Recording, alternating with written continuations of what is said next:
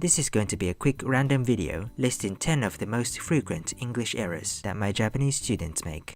Before we start, there is some background information about me and this video in the description below if you are curious. Otherwise, let's get started. Number 1. Forgetting the S in the third person singular present. This is perhaps the most persistent mistake that almost all of my students make. In English, the third person singular present form of verbs has its own suffix.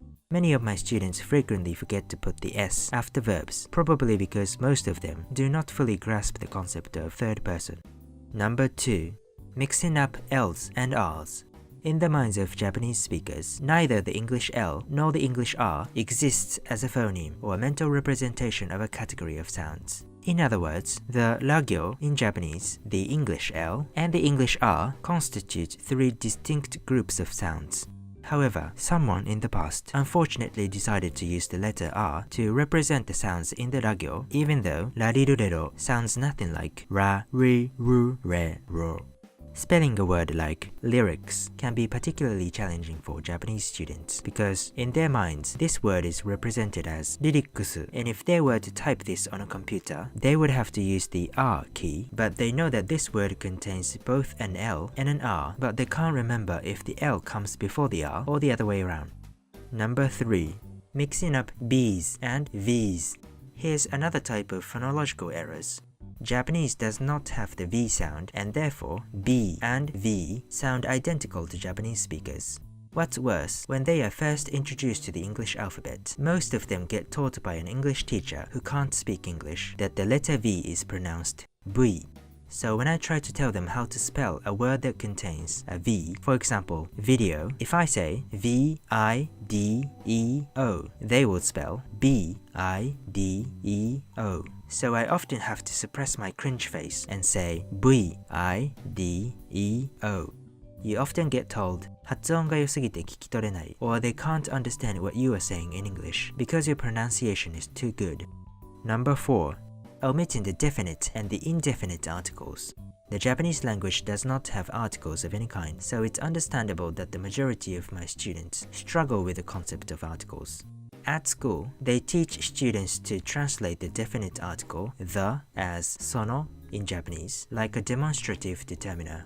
This often results in such weird translations as sono taiyo for the sun.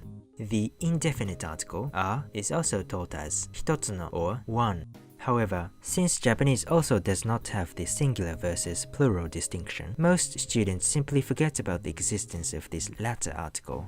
One related problem concerns the lack of the countable versus uncountable distinction in Japanese. In English, some nouns are countable while others are uncountable. Only countable nouns can take the indefinite article, but since many students don't know the difference between the two, they often say things like I bought a milk or I bought 2 juices. Number 5. Using the be verb for every interrogative sentence. Many students, especially in middle school, use the be verb in order to turn a declarative sentence into a question, as in, is he enjoy baseball, or what are you want? A lot of them are confused, in particular, by the insertion of do in a question because they don't understand why it suddenly appears out of nowhere and what it means. Number 6. Not recognizing coordination. Many students struggle with a simple coordination and, to be more specific, they find it difficult to tell which words, phrases, or clauses in a given sentence are conjoined. For example, have a look at the following sentence. I go to medical school to become a doctor and study 10 hours a day. If you are a native English speaker, you should know that the and in this sentence joins these two verb phrases, but Japanese students may interpret this sentence in the following way. I go to medical school to become a doctor and to study 10 hours a day. Number 7. Spelling errors involving A's and I's. Many Japanese students have trouble remembering how to spell words containing A's and I's. For instance, the word danger tends to be spelled D-E-N-G-E-R with an E. This is probably due to the fact that in Japanese, the letter A is pronounced E, not A, as a diphthong.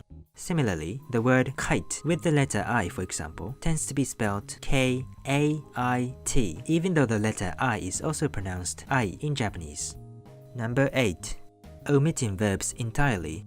Many students forget to include a tensed main verb in a sentence, especially the be verb, and especially if the subject is long. For instance, in the sentence, the girl walking in the park, Sam's sister, there should be is after park, but many students don't notice that it is missing. Number 9. Mixing up the perfect aspect and the passive voice. Japanese students learn the passive voice and the perfect aspect in their final year of middle school. Because both constructions involve the use of the past participle forms of verbs, this similarity typically confuses them, so you get errors like, I like the dish that has cooked by my mother. Number 10. ing versus ed. Some verbs behave like adjectives in their present and past participle forms. For example, the verb to excite gives us exciting and excited. Many students think that these two forms are interchangeable and they would say things like, this book is excited. What are some of the errors that your Japanese friends or students often make? And what kinds of errors do you make in Japanese if you are studying Japanese? Let me know in the comment section. See you next time.